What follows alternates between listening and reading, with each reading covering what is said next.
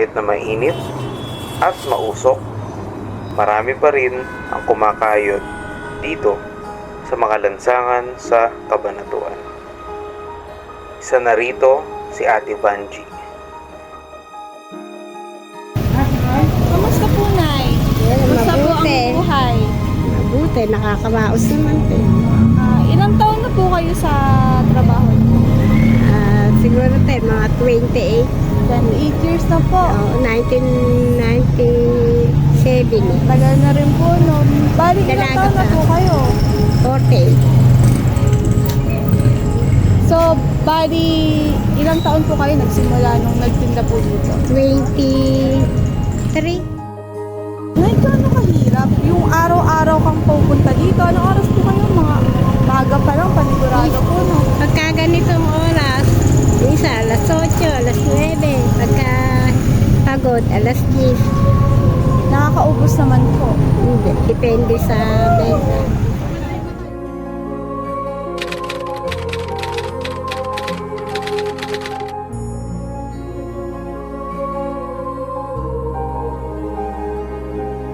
Ilang taon na po kayong mag-asawa? Mga 24. 24 years. Ang tagal na po pala. Ngayon po, Nay, Day, isa po kayo sa napili namin bigyan ng konting grocery lang. Regalo po para po sa inyo. Salamat po. Sa regalo. Nakatulong po. Thank you po. Salamat po. Habang kami ay nag-iikot, ay may pumukaw sa aming mga atensyon.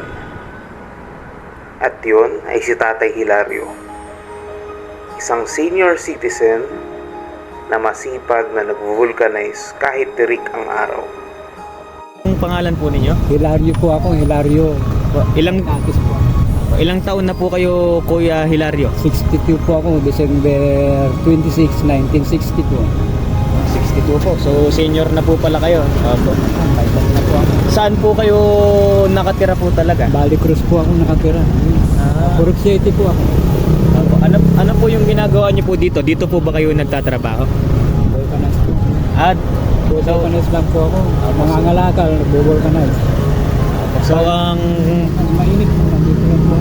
Opo, ang Nandito ako, namumulot ng mga plastic. Karton. pangunahing pinagkukunan niyo po na hanap buhay pag-vulcanize po sa kapangangalakal po. Opo.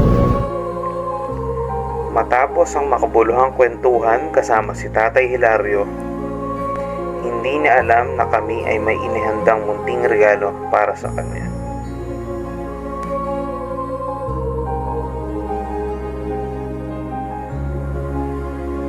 Habang iniaabot kay Tatay ang aming mga bitbit, nagagalak ang aming mga puso dahil kami ay nakapagpasaya at nakatulong kahit sa munti naming pamamaraan.